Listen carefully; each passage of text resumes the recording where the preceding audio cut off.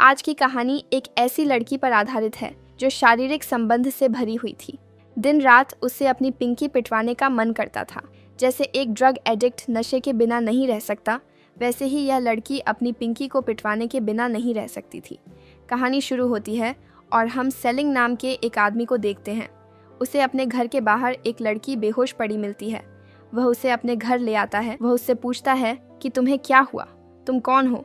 वह अपना नाम जो बताती है, वह कहती है कि मैं एक बीमारी से पीड़ित हूँ जिसके कारण मेरी पिंकी का प्यास कभी नहीं बुझती। उसका पिछले 1 साल से जिमी नाम के एक लड़के के साथ उसका अफेयर चल रहा था।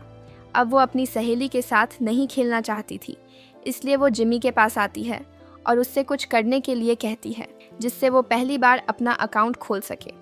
वो उसकी बात मान जाता है और उसके साथ कुछ करके उसका अकाउंट खोल देता है। लेकिन जो को इसमें मज़ा नहीं आता क्योंकि उसे इससे कुछ भी महसूस नहीं हो रहा था। इसके बाद जब वो ट्रेन में बैठकर घर जाने लगती है तो उसे अपने बगल में बैठे आदमी के साथ शारीरिक खेल खेलने की इच्छा होने लगती है, जिसके बाद वो दोनों ट्रेन के बाथरूम में ही शुरू हो जाते हैं। लेकिन जो को जिमी की तरह उससे भी कुछ महसूस नहीं होता। उसे इसमें बिल्कुल भी मज़ा नहीं आता। कुछ सालों के बाद जो और भी जवान हो गई। अब उसकी शारीरिक भूख इतनी बढ़ गई थी कि वो कहीं भी अपनी पिंकी को सहलाने लगती थी। लड़कों को देखते ही जो को अपनी पिंकी पिटवाने का मन करता था। जो जब 21 साल की हो गई थी तब उसकी शादी हो चुकी थी और उसके पतिदेव का नाम जेरोम है। जेरोम से मिलने के बाद उसने अपने पिंकी पर काफ़ी हद तक काबू पा लिया था। दोनों अपनी ज़िंदगी अच्छे से जी रहे थे। आज जो एक लड़के को जन्म देती है जिसका नाम वे मेंशन रखते हैं बच्चे के जन्म के बाद। उसका पति अपने काम में व्यस्त होने के कारण जो पहले की तरह जो के साथ खेल नहीं खेल पाता था। वह जो को खुश नहीं कर पा रहा था। इसलिए एक दिन जेरोम उसे किसी और के साथ संबंध बनाने के लिए कहता है, जिसे वह पहले तो मना कर देती है लेकिन बाद में मान जाती है। इसलिए वह अपनी पिंकी पिटवाने के लिए बाहर जाती है और देर रात को घर आती है। ऐसा करते हुए 3 साल बीत चुके थे। एक दिन जो अपने ऑफिस के बाहर एक आदमी को देखती है, जिसके बाद वह एक आदमी के जरिए उसके पास अपने साथ सोने का प्रस्ताव भेजती है। अजनबी इसे आसानी से स्वीकार कर लेता है। थोड़ी देर बाद जो एक होटल के कमरे में बैठी होती है जहां वह अजनबी का इंतज़ार कर रही होती है, वो आदमी अपने साथ अपने दोस्त को भी लाता है जो उनसे कहती है कि तुम कुछ भी कर सकते हो, चाहे कुछ भी करो, मुझे तो बस मज़ा चाहिए। फिर वो दोनों तय करते हैं कि कौन आगे से करेगा कौन पीछे से। अब यहाँ वो दोनों जो के साथ घोड़ा गाड़ी चलाने लगते हैं, लेकिन उससे तबला बजवाने के बाद भी उसे कुछ खास मन नहीं लगता।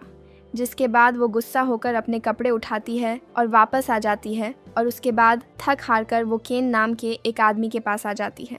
केन उन भूखी औरतों को मार पीट कर और उन्हें प्रताड़ित करके पिंकी की प्यास वाली बीमारी को निकालता था ताकि उनमें और आग लग जाए और वो शारीरिक खेल का भरपूर मज़ा ले सकें। जो उनके पास रोज़ आने लगी थी वो हमेशा जो को सोफे पर अच्छे से बांध कर रखता था और अपनी उंगलियों से उसे चेक करता था कि जो के साथ क्या करना है और कैसे करना है। एक दिन जब जो के घर पर कोई नहीं था तो जो का बेटा नींद से उठकर बालकनी में चला जाता है, लेकिन एक्सीडेंट होने से पहले जेरोम आकर उसे बचा लेता है। इसके बाद क्रिसमस के दिन जेरोम जो से साफ कह देता है कि उसे अपने परिवार और अपने हवस में से किसी एक को चुनना होगा। जो बिना कुछ सोचे समझे अपना सुख चुन लेती है। जो का फैसला सुनने के बाद जेरोम उसे अपने घर से निकाल देता है। परेशान जो अब केन के पास आ चुकी थी, वो वहाँ आकर उससे कहती है कि वो उसके साथ प्यार करे क्योंकि आज जो की बारी नहीं थी। तो गुस्से में केन उसके साथ बहुत बुरा व्यवहार करने लगता है। वो जो से पूछता है कि तुम्हारा बेटे का मेंशन कैसा है। ये सुनने के बाद जो को सेले का कप फेंक देती है और कहती है जेरोम उसे हॉस्टल भेज दिया। जो को देखकर साफ लग रहा था कि वो इस गंदी बीमारी से बहुत दुखी है क्योंकि इसी की वजह से उसे अपना परिवार छोड़ना पड़ा। उसे कहती है पहले पिंकी पिटवाने में मज़ा आता था, लेकिन इस मज़े में खुद की हालत बिगाड़ चुकी है। अपना इलाज करने के लिए अपनी बॉस से हेल्प मांगती है। बॉस उसकी मदद करने के लिए तैयार हो जाती है, लेकिन साथ ही वो कहती है कि ऑफिस में सबको पता है कि तुम हर रात एक नए आदमी के साथ होती हो। तुम्हें अपनी आदतें बदलनी होंगी। आदमी या नौकरी ये तुम्हारी मर्जी है। और इस बार भी वो आदमी के जगह सुख को चुनती है। वो अब बहुत परेशान रहने लगी थी। उसे लगने लगा था कि वो इस समाज के लिए नहीं बनी है। बस इसी सोच में डूबी वो गलत लोगों से मिल जाती है। एक दिन उसकी मुलाकात जी नाम के एक आदमी से होती है जो उसे पहले से जानता था, जो के कहने पर वो उसे वसूली का काम देता है। इस काम के लिए जी उसे 2 बॉडीगार्ड देती है। जल्द ही वो ये काम बहुत अच्छे से करने लगी क्योंकि उसे ये काम अच्छा लग रहा था। एक दिन जी उसे बुलाकर कहता है कि तुम काम बहुत अच्छा कर रही हो, अब वक्त आ गया है कि कोई शिष्य चुनो और उसे अपने जैसा बनाओ। जी जो को 15 साल की वो नाम की लड़की को पालने की सलाह देता है। वह उसे पालने को कहता है। वो एक क्रिमिनल की बेटी थी, उसका बाप अभी जेल में ही था और उसकी माँ भी मर चुकी है। इसके बाद जो उस लड़की को ट्रेन करती है ताकि उसकी दोस्त बन सके। वो को मिलकर ऐसा लग रहा था जैसे उसका जो से कोई गहरा रिश्ता था। अब कई दिनों तक साथ रहते रहते उनकी अच्छी दोस्ती हो गई।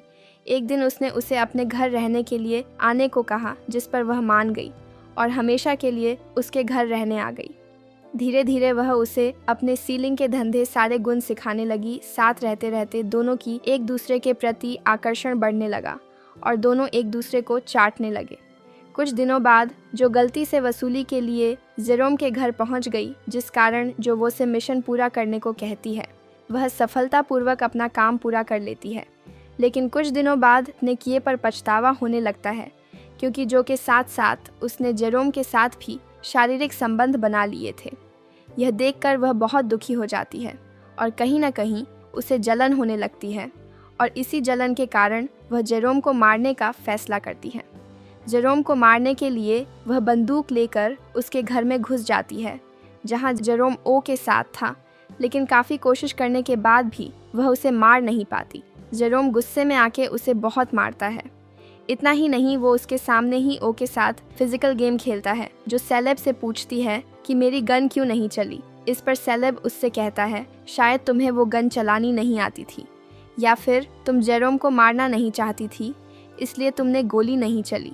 आगे हम देखते हैं जो सोने जा रही होती है, लेकिन सोने से पहले वो सेलेब को वहाँ से चले जाने के लिए कहती है।